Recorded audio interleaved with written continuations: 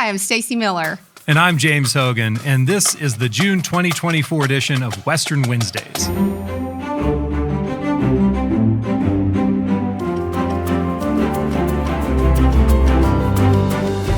What's up, Stacy? Hey, what's up? Welcome to summer. Welcome to summer. Welcome to these incredible new digs. We're in our new podcast studio here at WCU in Cullowhee.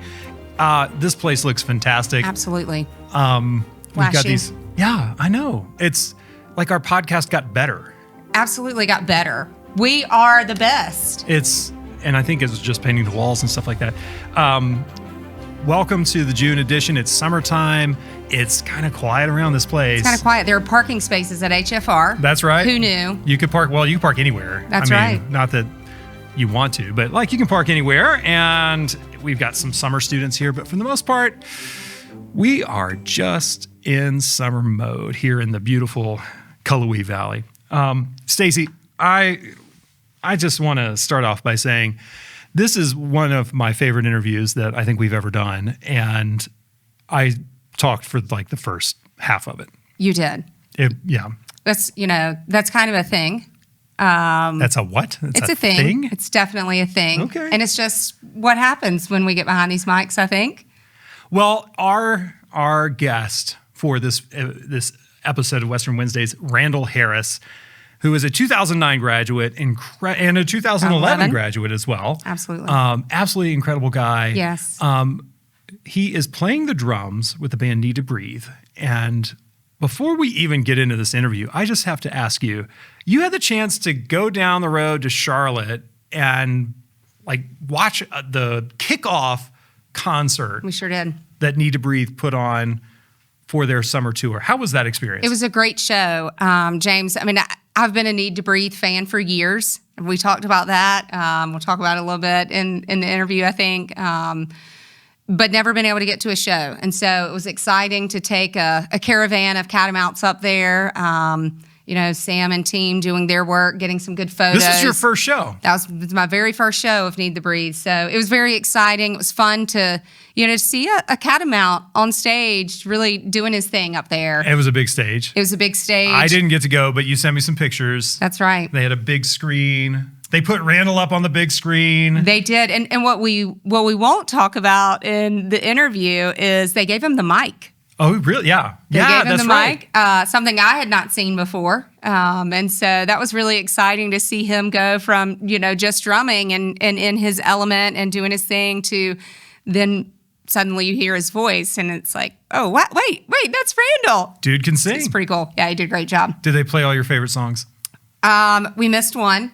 But never fail. It's hard to squeeze so much, amazing music, in my opinion, into such a short time, right? It's one show, you get one shot at it, 2 hours, and so they can't play them all. I was going to say, now you have a reason to go back. I have a reason to go back. You have a reason to Absolutely. go back. Well, I'm so glad that you got to have that experience, and we're really excited to share this interview with you guys listening or watching. Randall came here for a very specific purpose. Like, guy showed up, and he was like, all right, I'm here to work in the studio. I want to record music. That's right.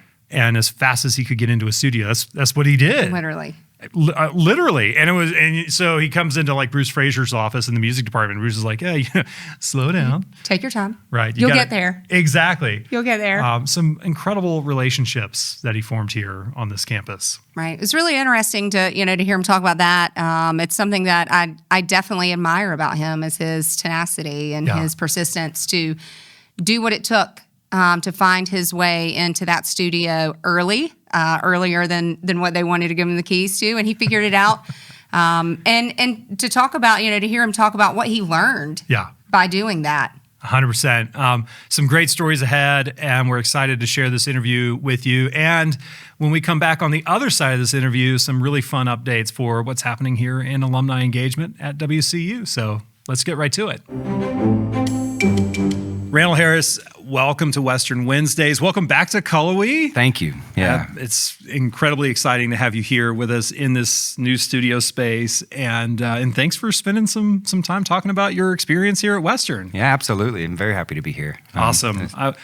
I just wanted to jump right in and ask you, how on earth did you end up at Western Carolina? I know you're from Western North Carolina. Unlike some of your bandmates, you're not a South Carolina guy, and that's fine. We got to kind of even that out a little bit. I don't hold that against them. No, not at all. No, at all. I hope you regularly hold that against them, actually. I should, but there's more of them than I. Yeah, that's true. Yeah. No. So you came to WCU when, in 2005? Yes, I graduated high school, McDowell County, and where I was, you had three options. You could go to UNCG, you could go to App, or you could go to Western. And I kind of knew from day one I wanted to come here because the recording program. Yeah. It was just, not that the other schools didn't have one, I just knew what was here and who was teaching it. And for those reasons, I was like, well, I really need to get to Western. So how did you find out about that in high school? I had already been in recording music for a few years, even before college, and and looking into the world back then, like, well, who teaches this kind of stuff? Middle Tennessee State did, and that would have been out of state for me, and that was not a question. And you can go to NYU, and my mom was not about to let that happen. So, and I'm like, well, Western Carolina kind of checks the box as well, and she's like, yes, you can do that. I think at the time we were the only, and we may still be the only school that really has that engineering and production program. I can't think of another one. The video and the audio and department in there, one to the left, one to the right, is not unlike what you'd find anywhere in the world. So, wow. And it's just crazy that it would be in this little small part of the world. So you show up here in 2005. I'm sure you just probably day 2, you declared your major. You knew right away what you were going to do? I was slowed down just a little. I was optimistic. I thought you could just stroll into the studio. Right. No, but it took a couple years of applied, formal music teaching in Coulter. Yeah. Under Dr. Gaetano was my percussion instructor, and Dr. Frazier was in charge of this whole new CAT center. And I would regularly go by his office. I'm like, look, I'm on track. You know I am. How do I get in the studio sooner? And he's like, you could get on other people's projects. So that was my way in, and I'd be like, it might be 2 years before they let me have the keys, but I'm going to get in before then. So anybody who had access to the studio, I all of a sudden was your best friend. And I was like, you want to go out to lunch? You want to get, and... what are you working on? Yeah. And I found myself just, they would probably remember me as like, oh, there's Randall again in the studio. What are you doing here still? Yeah. But it was all I wanted. Musically, I was always a musician. Growing up, I played drums since I was in 3rd grade. Oh, wow. But I wouldn't say I came to Western in pursuit of a music degree, but that's what ended up happening. Because in order to apply everything in the recording studio, you had to learn everything about, the last 400 years of music. Sure. And understand why you were doing it and get to know all of the people you were going to record. So he didn't... you weren't allowed to just record your buddy's friend's band out from Silva. You had to have an official project from Western. So all the time we were recording people's final projects and compositions that they wrote. Right. And just to have that opportunity to work with musicians that were writing music, and you got to write charts for different musicians, and all in the studio. I remember staying up for days writing charts for the marching band that came into that studio, all 150 members, and somehow fit in there, and we recorded them. And but yeah, it was those projects that was like, wow, this is so much fun, on the edge of your seat kind of excitement. And, that's so cool. So you mentioned Bruce Frazier. Yes. Mm-hmm. Mario Gaetano. Mm-hmm. Who are some of the other faculty members that were influential to you? As time moved on, and I wanted to, because I just wanted to play drums as much as possible. And I did. I was like, and the best way to do that is to play with the people who want a drummer. Yeah. And Stephen Wohlrab, Dr. Stephen Wohlrab, he taught guitar and jazz and all that stuff, and he had so many ensembles. At any given time, he would be teaching 4 or 5 ensembles a semester. Pavel Vlasic, Yep. huge inspiration because after year 4 of theory, it was basically all jazz, and he was the only one who could explain it. And so I remember like living in his 8 a.m., him just teaching us about here's a secondary dominant and a tritone substitution. Well, okay, so yeah. Sorry for geeking out about this, but on the theory side, were you ever just thinking like, dude, I just play the drums? Like I did, I really did. I don't need to know the 14 notes in this. I'll tell you why that's wrong. I'll tell you why I was wrong for thinking that, because if you want to call yourself a drummer, you're using the wrong word. You're a musician, and you should know music. It's the language we speak as musicians to one another, and you have to be able to talk to one another. So it's not enough to just be like, I like drums and I play something that you can't call a note, so I'm like, I'm immune. No, you're not. So you got to dive in, and so what I ended up, as much as it was hard for me to learn all the 4 years of theory, 2 years of oral skills, it's those things that actually saved me come time for what I would call the real world.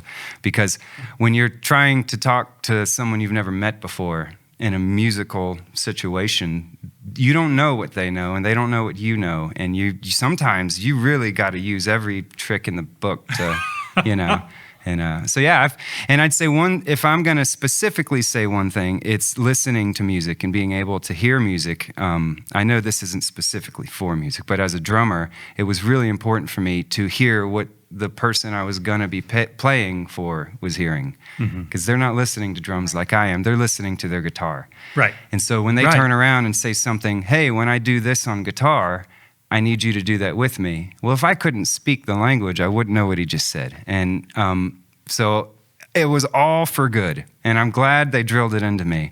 But it was discipline for 2-3 years straight here at Western. And then they lightened up and said, okay, you can come do some stuff in the studio. Nothing crazy, but nothing crazy. Yeah. But once we were on our feet, then all the professors would have the studio booked for the whole year. And they told us what we were going to be working on. And then I like that. I mean, because you could sit all day trying to find the next thing to record, but the truth is things have to be done now. And there's, that was the philosophy of it. So Bruce Fraser, who taught commercial music, film scoring, just incredible professor here. He passed away not too long. He was a guest on Western Wednesdays because he wrote the score to this wonderful historical documentary piece that we have about WCU history. I remembered him from my time, just a great teacher. Clearly you stuck around. Yeah. You could have collected your bachelor's degree and just left then, but you stuck around for a master's degree. And what's encouraged you to stay and to keep working and go then straight into, from the percussion undergrad into the audio engineering in the master's program? I actually remember feeling like I wasn't done. Like I'd finally spent 3 years getting to where I wanted to be, and I didn't feel like I'd spent enough time where I wanted to be in the studio, the Cat Center. And I kind of entertained the idea one day. Believe it or not, I was with Dr. Fraser at the Waffle House in Waynesville. And it was a rainy morning, and Dan Gonco, who was the graduate assistant at the time, he was directly under Dr. Fraser. And so he was directly over all of us. And so it was Dan, Dr. Fraser, and me. And I said, Dr. Fraser, if I wanted to come here, if I want to stay at Western and continue doing this, can I do that? And he's like, absolutely you can. We're going to have to invent something for you to come to school for, but we will. And he did. He absolutely. Oh my gosh. He said, you're going to come and you're going to teach a lot of classes and you're going to get a master's in music. And I remember spending 2 years, concentrated 2 years doing compositions with him. We did the Omax Gardner Awards every year out of Raleigh. And it was the same thing. It was like, here's a PBS thing that we're going to, and he wouldn't let us go home or to sleep until they were done. And right. Yeah, he was that kind of person. But yeah, if it wasn't for him, I wouldn't have stayed here at Western to get my master's. And I learned the most in those 2 years because he made me, not made me, but he said, now it's your turn to kind of like teach a little bit. You're supposed to know all this stuff, but if you really know it, you're going to be able to tell it to these kids. And I found myself 8 a.m. till like 8 p.m. sometimes, just like, assist graduate teaching like some of these classes. And that's when I found out, I don't know if I know this so much. I'm going to go home and open the book and Lydian. Lydian. Oh, that scale. Yeah. Right. Yeah. I think I knocked over Yeah. the drink. Yeah. There's Sorry. a few songs in Lydian. Yeah. There's a few songs in Lydian. I was like, oh Yeah. gosh. No, that's awesome. Great Bruce Fraser story. What you learn by teaching is unbelievable in a lot of ways, right? So many people are masters of research and, of whatever their trade is. Yeah. But really, I think what you can learn by teaching others, because you don't always think to ask Yeah. a question that someone else might think to ask. And so I hear you on that. I think it's really powerful. Yeah. It's the process of like, well, I understand it the way my brain likes to understand this, but here's someone who's never, heard of this stuff before. So how are you going to tell them about it? And if you're not careful, you could teach someone the wrong thing on day one, and you can't unteach it. So Yeah. I was like, it was those basic things that you say to yourself, oh, I know this stuff. I went to school for this. But then when the rubber meets the road, do you really know how to, here, kid, this is a compressor, and this is why we use them. That was a different story for me. And he could see that, Dr. Fraser could see that if that's what it was going to take for me to have enough time at school. But then when those 2 years were over and I walked in 2011, I had enough time, and I was definitely ready to go. And, Walk us through that a little bit, Randall. How did you get, you spent a lot of years here. You did undergraduate, and then your graduate degree, and then you went on to an internship. So how did you get from that, that master's program to that internship to then Need to Breathe, right? Tell us a little bit about that. Looking back, it seems like it was a natural progression, but it was a little here and there. At first, the very first thing I did was about 2 years into my bachelor's degree, about 2007, I just decided I'm going to need like a job in this field somehow. So I just decided to go work it's a conference center called Ridgecrest Conference Centers. Yeah. It's in Black Mountain, and I'd known that they'd done like a bunch of stuff audio related. They could bring bunches of people in at big concerts, lights, all that stuff. So I was like, it's close to home, it's on the way. And I applied for the job for like 2 years and finally got it. And at that time, I started to use what I was learning here, like in a real way. So a group would come through, and it could be one microphone and a speaker or an entire orchestra, and it'd go. And so any day was different. But then one day, this band that I work for now, Need to Breathe, I saw it on the rider coming in like 4 weeks out. I was like, well, I'm working that day because I knew this band already. I had already owned a few of their albums. So I was just more excited than anything. I was like, oh my gosh. And finally the day came, and it was snowing. I remember that much. They showed up so early, and trucks of gear are showing up, and then we're trying to unload everything in the snow, and we get the whole stage set up. It takes all day. And it's mostly just like stay back, let them do their job. And later when we're packing the truck back up, they just asked a few questions. They're like, well, do you work around here? Do you work here? Do you go to school here? And they're like, is there anywhere to eat? And so, yeah. Right. And I'm like, oh, that's what they want. So we went out and ate. And it was as simple, kind of as simple as that. Like, hey, like, we know this kid kind of, we saw him work with us all day. And he had a good attitude. He took us out somewhere we can eat. It was a Denny's. And 2 weeks after that, I got a text message saying, can you tune a guitar? And I was still going to school here. And this is actually a good story. I remember going to Dr. Fraser's office saying, hey, may I leave school 6 weeks early before the semester's out? And he said, no, because you teach classes. And I'm like, uh-oh, And he was adamant about it. And I kind of told him, I really need to do this. And he said no for quite a few days. But eventually he's like, look, you're going to do a lot of things for me in the meantime, and you owe me a lot, but like, I'll let you go out on this thing. Oh, wow. And if it wasn't for that one trip to Tune Guitars that lasted for about a month on their tour, I wouldn't have met the bass player of the band, Seth. He ran the studio in Charleston that they worked out of. And so here I was in a position where they knew me already. I was about to graduate with a degree in engineering and music, and they just so happened to have a studio in Charleston. And so I moved to Charleston like the second after graduation. And in about 3 years, I spent, making sure that everything worked right down there, making sure there's coffee available, and just basically, now looking back, we just built this relationship that we didn't realize we were building. And then one day, just no one saw it coming, and it wasn't for any bad reasons or anything, but they just were in a position where they needed a new drummer. And I had spent 3 years helping them record music up until this point.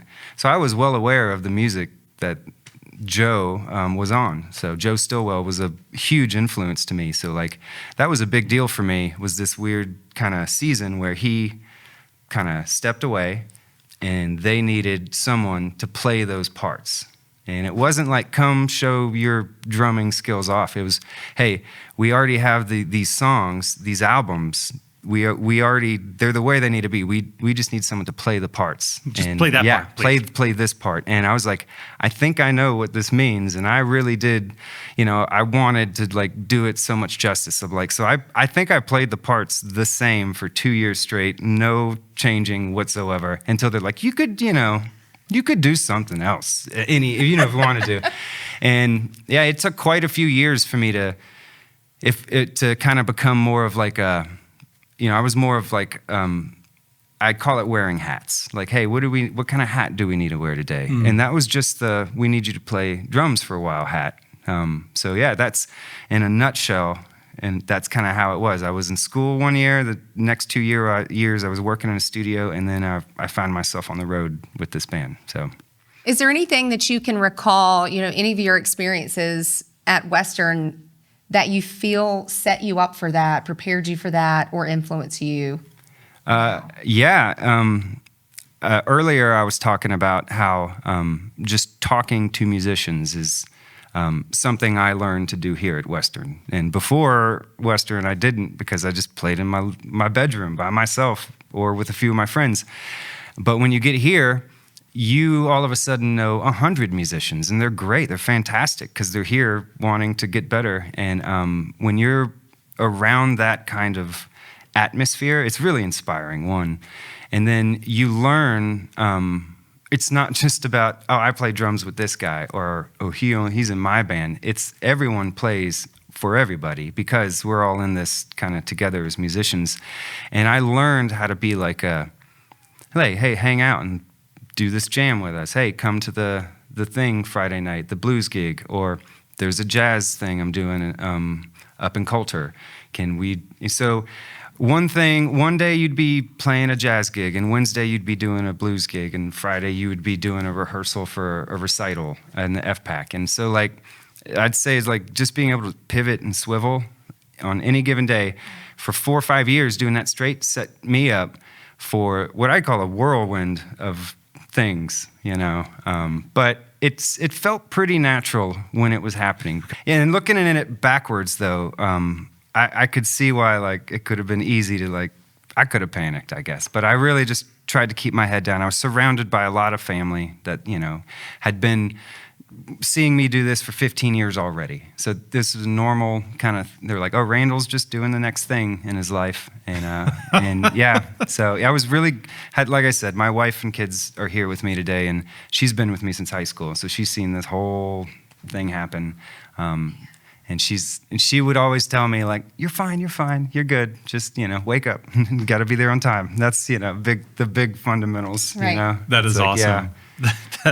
By the way, I just want to say, as somebody who lived in Coulter for 4 years, as an English major, I had to learn how to talk to musicians as well. Yeah, because they were always there. They're always there. Like you had to step over them. Like it's like I'm trying to get to the elevator, pal. I mean, I always I think in some future plan they're going to move the Department of English somewhere else and finally let music have its own building. And I'm like, this is a terrible idea because some of my favorite memories are from and I'm married to a music major, so I'm biased as well. But I think that's just such a great sort of odd coupling of majors to put together. And we were all like in black turtlenecks, like I'm trying to read, smoke my little cigarette and that kind of thing. And then we were over there learning scales. Right. Yeah. Right.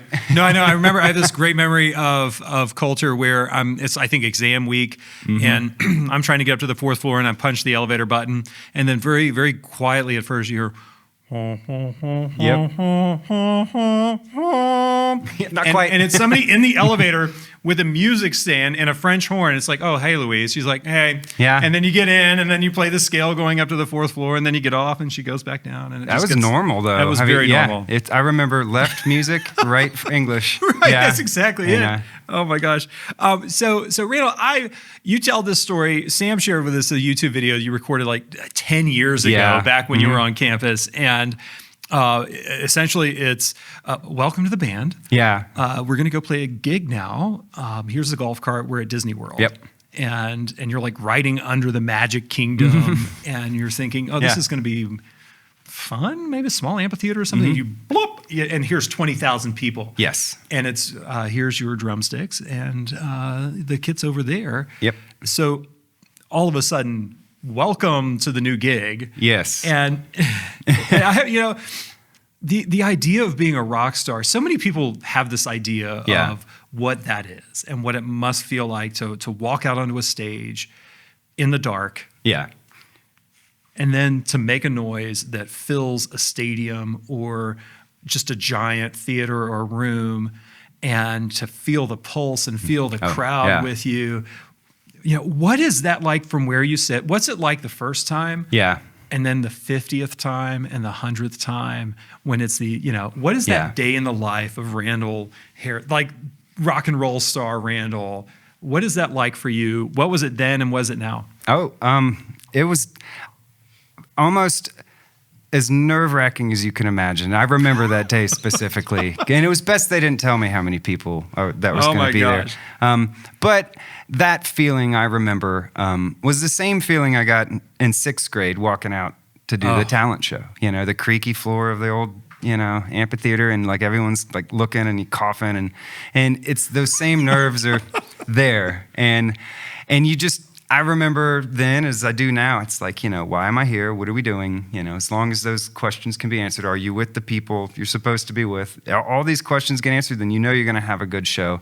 That one show, however, on that, they called that the Night of Joy for Disney. That's what I do consider the very first show I ever did with them. And it was... it's a famous story in Need to Breathe world because I forgot my in-ears that day. And so these little speakers, you need them. Right. You can't not have them. That's how you hear everybody on stage. And we were a mile away underneath the castle in a room just waiting. And when they said, come on, it's time to go, they put us in golf carts and we're speeding down what seemed like a mile. And we're behind stage and like the countdown's coming down. Like, here we go. And I'm like, oh no, I don't have my ears. And I'm scared half to death, because I'm going to have to raise my hand and say this. But then I remembered that I had toured with them before, and they have these spare ears just in the bottom of like their drawer somewhere. And so I started looking for that drawer, and I'm like pulling everything out I could find. I find a pair of ears. They're not mine. They're our lead singer's, and I just make them work. I just force them in until... Because they're molded to your ear, right? To his ear, but I'm putting that into my ear at this point, and I'm praying no one noticed this. And so, and then I get up, and if the first song goes down, and I'm like, okay, no one's looking at me, and then a few songs go by, and I'm like, no one seems to tell that I'm... And then the whole show goes by, but all I could worry about was like, did they know that I just forgot my ears and had to use somebody else's? But looking back to that show, it's like, it's kind of like, you work for 20 years at something, and then boom, it's kind of validated in 1 second. But then it didn't have much time to think about it, because immediately we went on a national tour after that. And they're like, quit worrying, get next show. So the adrenaline kind of wears off a little bit. It comes like at first, you got to be, ready, because the adrenaline will hit you at the top of a show, Yeah. and you can't play too hard. Can't Right. lose it in the first 3 songs, and It's like sprinting out yeah. of the blocks for a marathon. yeah, and you every know? show can be a little different. You can have acoustic shows, Right. You can have full-on rock shows. You have everything in between. We've done events and radio stations a lot like this, and the dynamics change everywhere you go. Sure. So again, but it's like today's this kind of show, it's this kind of thing, and just everybody look at each other, and yeah. So I'm going to get back to that moment. And I'm being the wife of a college head coach. I'm going to ask your wife this question later when we're done, but I'm going to ask you now. When was your moment that you really, that you sat there and said, "Wow, I'm doing this"? Yeah. And tell us how that felt in that moment. Yeah, absolutely. I would say that when I first started playing with the band in 2012, it was for music that had already been written, right? For an album that had been released a couple years before, and I knew what I was playing because it was already written down. But the very next thing that happened in 2013, which we're celebrating now, is a recording called Rivers in the Wasteland. And it was the first album that I was invited to be around on. And I said to myself then, in 2013, I'm like, this is insane, because I'm all the way across the country, away from my wife, Samantha, and we are recording an album in a very famous studio. It was Sound City Studios, and a lot of albums have been recorded there. And just walking through those doors with the band, it wasn't on like a, hey, we want you to drum on the road with us, to like, we want you to come be in the studio where the music gets written. And I really felt at that moment, I'm like, wow, this is special. This is so special that, like, why would they ask me to be here? And I do remember for 6 weeks, like, living in the Holiday Inn there in Van Nuys, just recording this album with them, not knowing what was going to happen.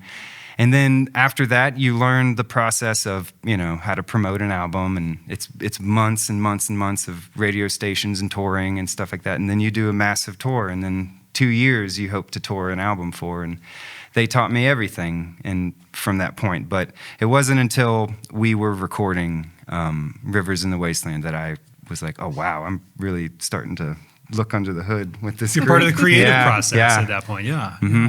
Yeah. Did you have a moment after that? Have you seen That Thing You Do? Oh, yeah. That great Yep. Tom Hanks Yeah. movie, Yeah. where you're like, obviously it's a totally different dynamic for the Yeah. Wonders, but they're sitting around and all of a sudden their Yeah. single comes on the radio. Oh, when they're running down Main Street, you're trying to get to the, it's like, look, I mean, and it still happens. I hear some songs on the radio every now and then, and I have to remind myself, I'm like, hey, this is the radio. This isn't because you know these songs. Oh, that's yeah. Oh, that's me. Yeah, it's surreal, Yeah. and you think like, oh, I remember recording that where it was. Right. And now it's here in a Target, it's crazy, yeah. Yeah. Before we leave the tour, you guys tour heavy. Mm-hmm. Like, you have a long tour ahead. I know it's work. I know it's a lot of logistics. Yeah. And before you even walk out on stage and play your first note, there's so much work that has to go into that. Yes. And if there's a business to recording and promoting an album, there's also a business to showing up in a town, unloading the trucks, playing that note. Tell us, bring us behind the curtain a little bit and tell us just a little bit about how that works and your perspective of it and the crew and everything. Yep. It all starts pretty simple enough, actually. So we'll play here on the 26th, the first show of the second leg. But we've been putting this together now for 3 months probably. And it all starts with our musical director, Josh Lovelace. He's our keyboard player. He knows every song in the Need to Breathe Vault, every key, every BPM it's ever been recorded, every version there ever was. So between him and the rest of the band, we'll take what we call like a 3-day like rehearsal, and we'll invent a 30-song like show. And then for the next couple weeks, we'll systematically pick some songs off, and sometimes that can be easy, and sometimes that can be not, depending on, you know, like, I want that song on there. That's, you know, or like, that's the banjo song, or, you know, because at this point we have more songs than we know how to fit into one 2.5 hour set. And you'd love to play for 4.5 hours, but you got to go. And yeah, they will kick you out, or they'll start charging you money. And it's, I do have to say, we saw you guys at Bon Secours Arena last year, and it felt like a 4-hour show. It's like we just kept getting more and more music. Yeah, it's and that's really intentional. Actually, every 2 songs before the lights even go down, and then 2 minutes of the music starting up to the walk on, and then the music on the walk on, and then the first 3 songs are all considered the same, like 15 minutes. How do we start this off? And like, how do we hit them as hard as possible? And then we go down for a few, bring it back up. And then nowadays we're considering, like, are we going to invite anyone out for like a feature, or are we going to cover a song now? And all these things get pre-thought about months before we even set foot in the first show. And that, and doing that guarantees that the first show and the last show are as good as themselves. Sure. You would hate to have a band rehearse for the first 2 weeks of shows, you know, getting better and better and better. So to prevent that from happening, we spend a lot, like more time on the other side probably, just thinking about, well, why do these 25 songs work together? And if there's a spot that's not, what's going to fix it? And we've spent weeks thinking about little songs and where they should go, but it all does eventually come out in the show when, you know, it feels like a big show and it like works like a show, because there's nothing worse than losing the momentum halfway through a show. And but the audience is the only reason why we put that much thought into it, because we know that if you do it right, it's just a perfect little, it's magic. Yeah. Mm-hmm. That's incredible. Yeah. I mean, you guys have been at this a long time. Mm-hmm. We talked about how many songs you have in there and trying to pack those in and decide which ones you play. But I want to talk a little bit about the most recent album, Caves. Yeah. Mm-hmm. I won't share my thoughts because I have listened to it quite a few times. But you've been with the band a long time. The band's been going a long time. How do you feel the band itself has evolved with this new album? What can you share about the album? We're all, you know, older and have kids. And I will, and I will, you know, you can't get around that. We're all like, you know, between us, I think there's over 11 kids, like all of the members in the bands. And we're all just learning and growing every day. So like, compared to who we were a decade ago to who we are now, it's just different people writing the music. And if I have to say, like, you only get better at anything you do.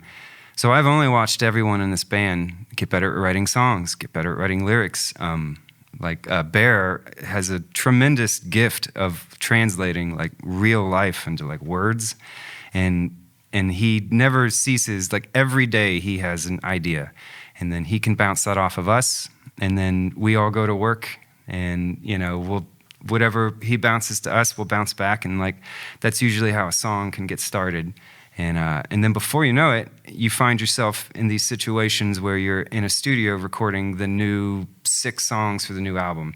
But you don't realize they're going to go on the album until kind of like the very end. You're like, oh, these songs that we've been working on. Because on The Cave is like a bunch of great songs, but it's hard for me to forget like the 20 other demos we recorded on top of it, you know? Right. So it's like, but when you hear them all together, and you hear like the final product, it's definitely like, oh yes, this is what we were working for. And this is a year ago when we said we want it to look and feel like this. I think we really did accomplish that on this particular album. Mm-hmm. I think it's great. It's a good one. Mm-hmm. It is different, to your point. It is, yeah. It is neat. It's been interesting to see if I go back and listen to some of the earlier stuff, you know, and see the sound is different. It's a little more, I want to say mellow, but you know, it is aged a little bit. Yeah. I love it. And we, you know, we're not afraid of acoustic instruments now that we really have played them for a long time. We know a lot of people that help us in the studio now. It was like our own kind of effort 15 years ago. It was like a lot of us doing the work. But now we have the ability to invite like really talented people into the process. Something I actually only figured out a couple months ago. Do you know John Luke Carter by chance from the English department?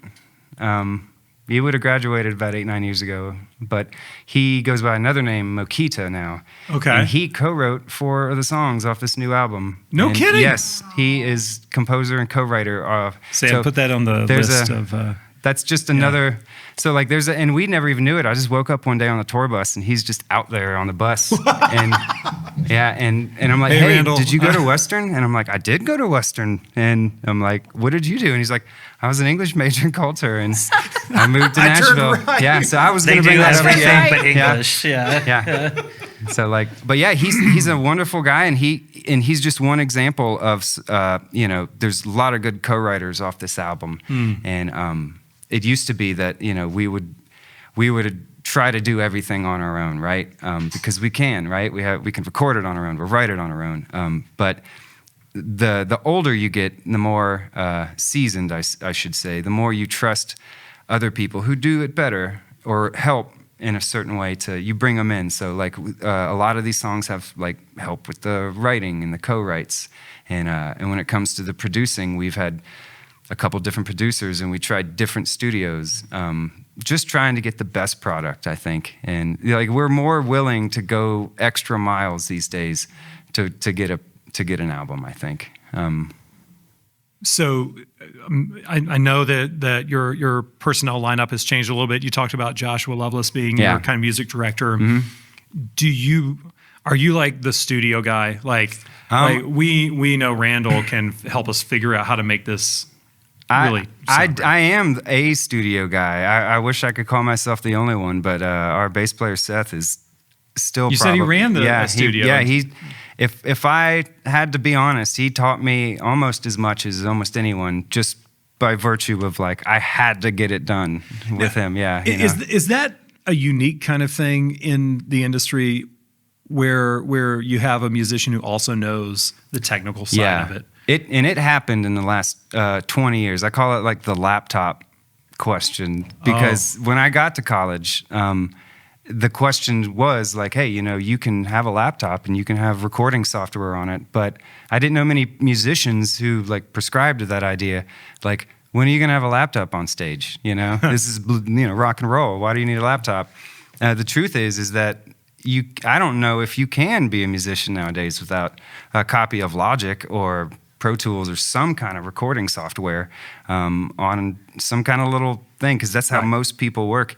And I noticed going down to Charleston before I graduated that everybody had a laptop. And I was like, well, I guess I got to get a laptop. And that's I would say that's the biggest thing of like when I got here, I had to learn real fast. It's like, hey, there's a marriage here of music and technology. You can't just be a purist and.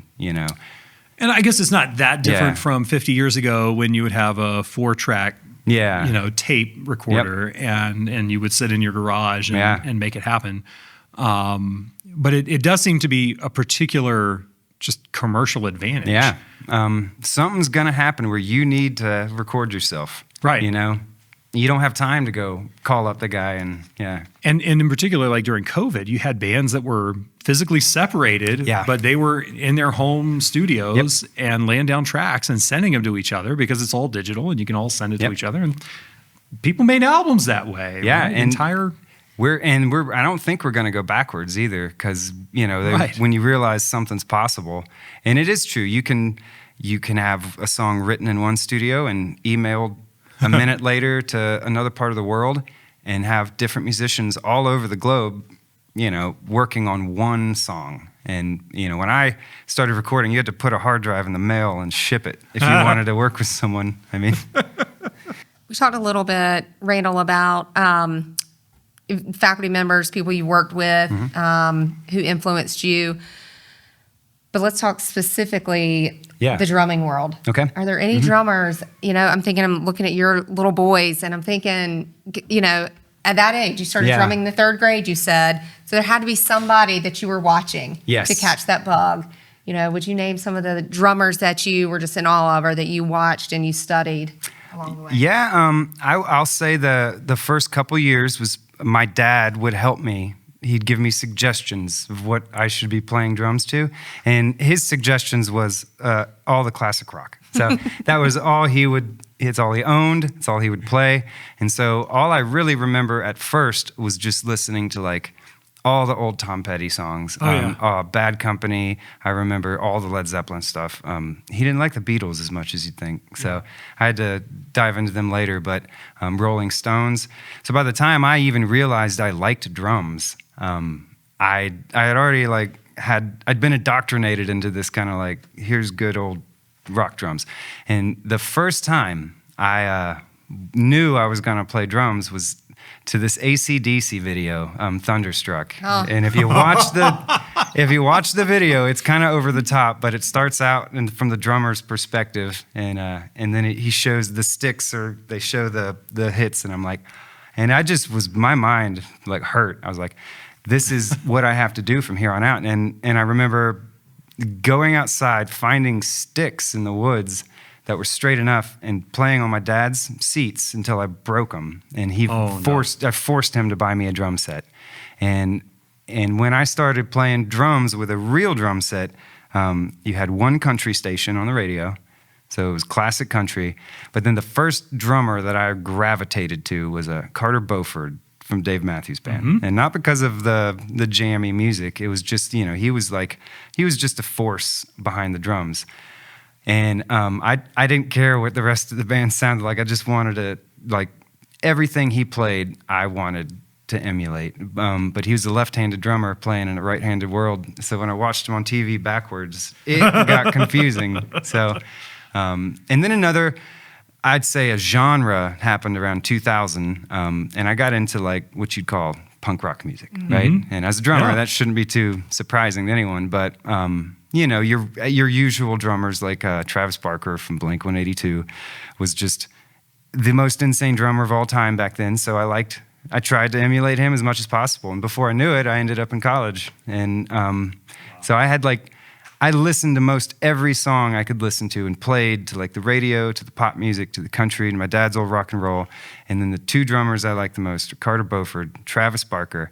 But then I got to college, and then I got preoccupied, and I stopped like keeping up with new music, and it got like weird for a few years. But then when I got spit out the other end, I was believe it or not, I was into the music I found myself playing for. So Need to Breathe was actually the next on that list of bands that I was inspired by.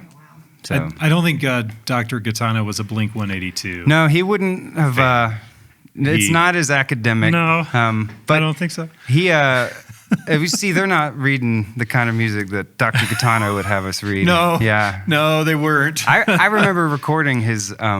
He did it like a 15-song. Like he wrote the whole thing. He played all these pieces, and one day he'd be in the Cat Center doing 4 mallet marimba, or he'd have like 4 timpanis, and these are all pieces he's written, and I wonder if he remembers that. Oh man, I've seen a couple of his recitals, and it was always wild stuff. Like, wow, it was intense. I remember him. He wanted to know we were reading the music and getting the parts right. That's it. I just want to bring up something that surprised me a little bit, and that was just the work that Need to Breathe as a band does in the nonprofit space. And I know that you guys have worked for others. Yep. That you've worked with One World Health. Yep. That's not necessarily something that just comes along with playing shows and running tours and selling albums. Where did that come from, and what's the role with things like that today with the band? Yeah. Since the day I met them, they were paired with charity. And so one of the very first things I remember was they had a golf tournament that we would do every year, and it was for what used to be called Palmetto Medical Initiative, but it turned into, what did it turn into? What do they call themselves now? One World Health, yes. And I remember them changing their name, but for years we worked with them at their golf tournament, and it started out real small, like we're all going to go out and golf, and you did the pro-am stuff, and then we did like a where you raise your hand and do a charity event. It started out real small there, and that went for 3 or 4 years. And then we just noticed that like it was getting a little bigger than we could handle. So we gave it over to One World Health, and they've been, for years after that, they took it, and then we would just play like the bigger events. And so we did, once a year, we would do their annual event. And but after about 10 years, we're like, well, we want to like do something on the road, you know, to bring it to other cities.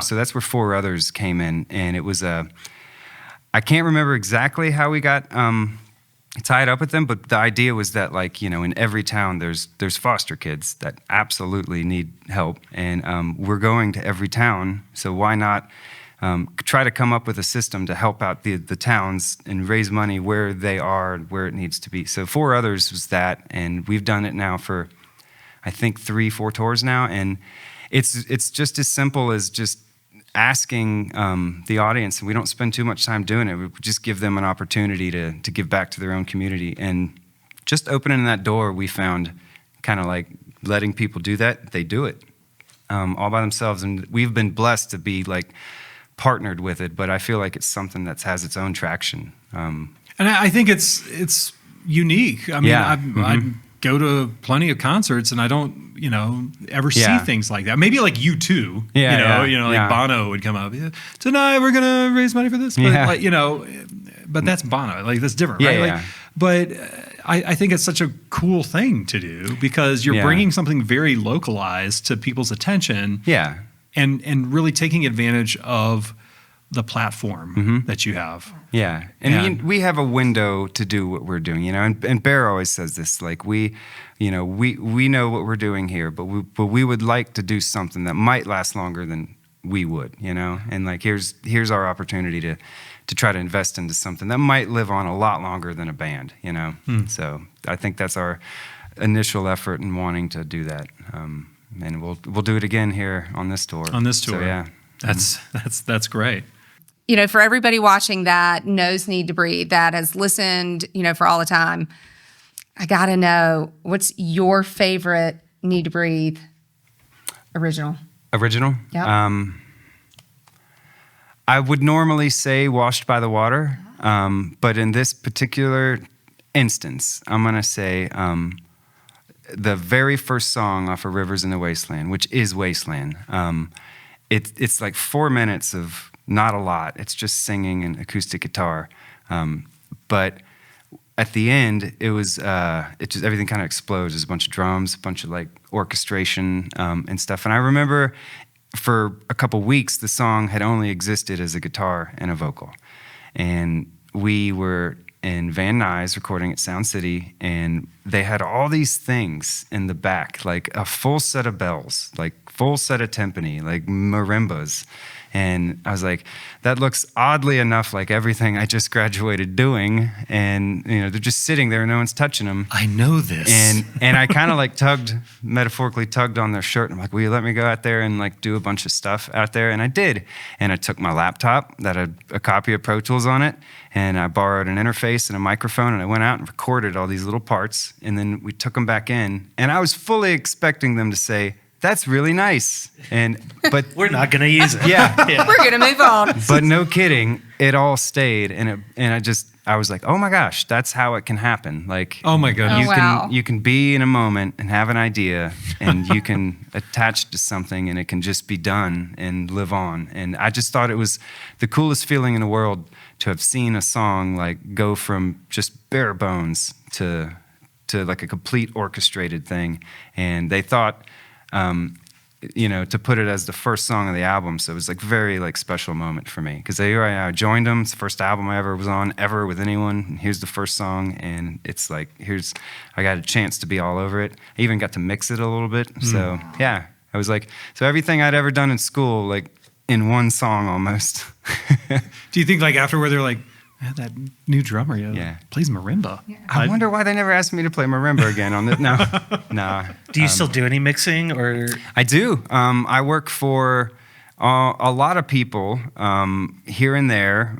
It kind of ranges year to year, but at the moment, I'm working on 2 projects. One's with a graduate from here. His name is Andrew Thelston. He's Asheville, a guy. He rocks. He's got the best band in town. But I met him in 2005 up in the office in Coulter as well. So he's still recording music. So I work with him maybe once a year. And I'm working with another guy down around Charlotte on his project. His name's Caleb Blanton, and he's more like in the church kind of worship. Yeah. So it's like very different stuff, and mainly I like to record drums and mix music if I can, but I'm usually pretty busy. But so I've got kind of the last question that I love to ask. Yeah. If you could climb into a DeLorean and pull up Centennial Drive, and hop out, and there's young Randall Harris in 2005 walking across. He's like jiggling the doorknobs on the studio. He can't get in. Yep. And he's walking dejectedly back over to Coulter to go talk to Dr. Frazier. And you could just like walk up to him. What would you tell that 2005 version of yourself? Maybe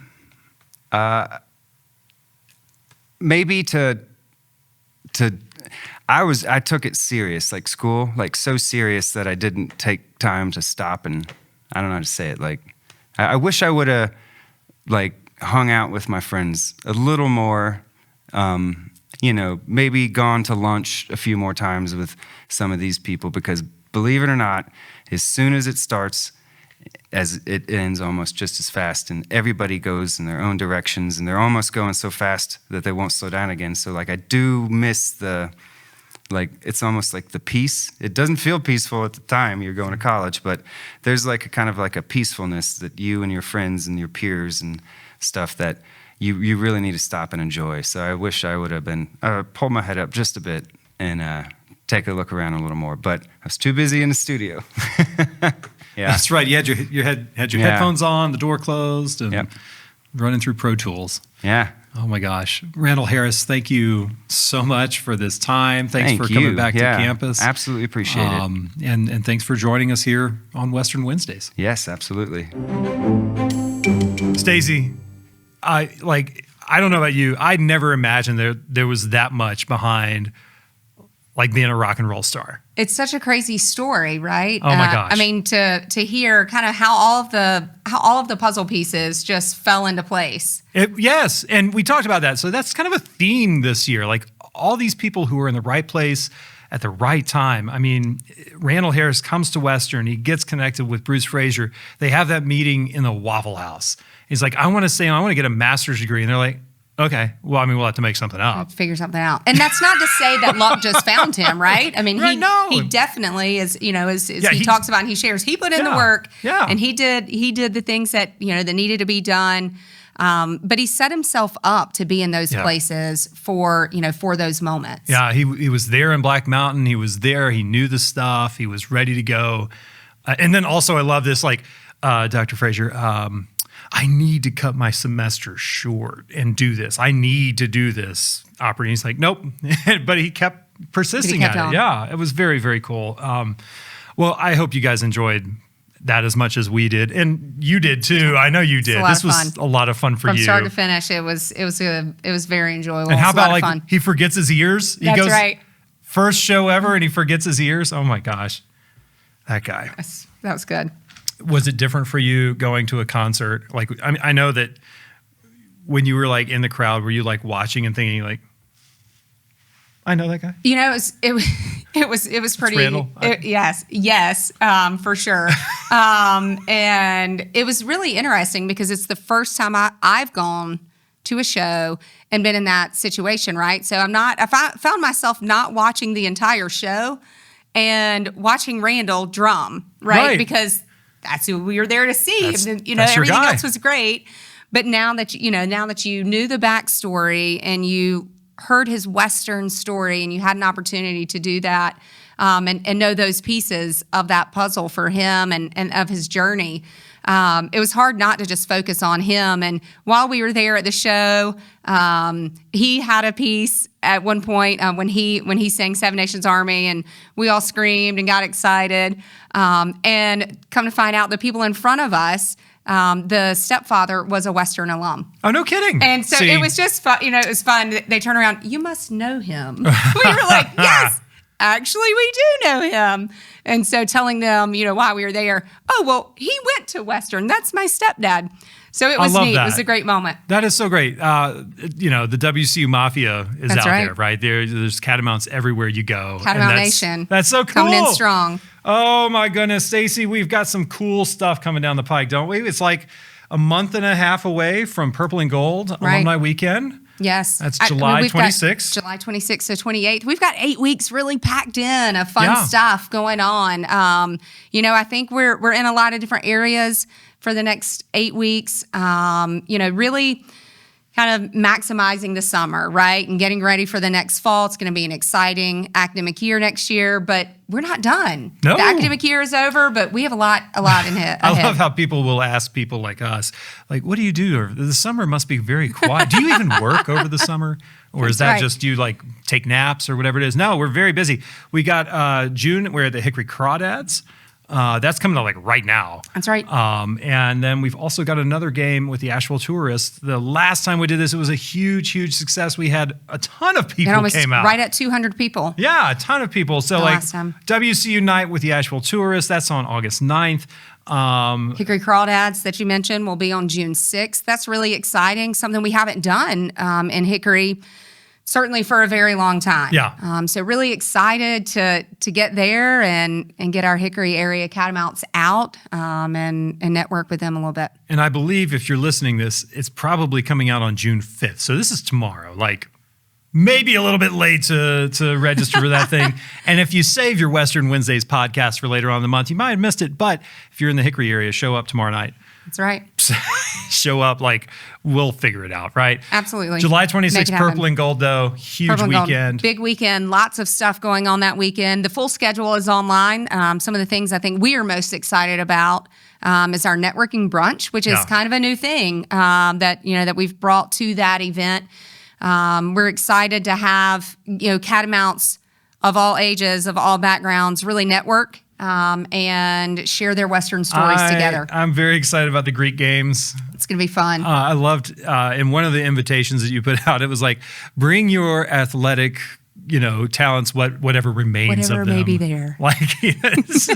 This could be. We'll have WCU EMS on standby. That's right. Paramedics ready to help you if you keel over during the alumni reunion weekend Greek games version. So don't worry, we'll take care of you. Yes. And Saturday night, after the alumni weekend dinner, we will commence to dancing and listening to some music, having a good time up on the Apodaca Terrace. That's the best view on campus, I think. The best. It was beautiful. Get to see those beautiful mountains back behind us. It's going to be a lot of fun. That's going to be a good time. And, one of the cool things that we do every summer, new student send-offs. New student send-offs. We've got an entire week, tour week, so to speak. We're going to be all over the place. Now, if you haven't heard of these are for our new students who are incoming Catamounts. They're going to be first-year Catamounts in the fall.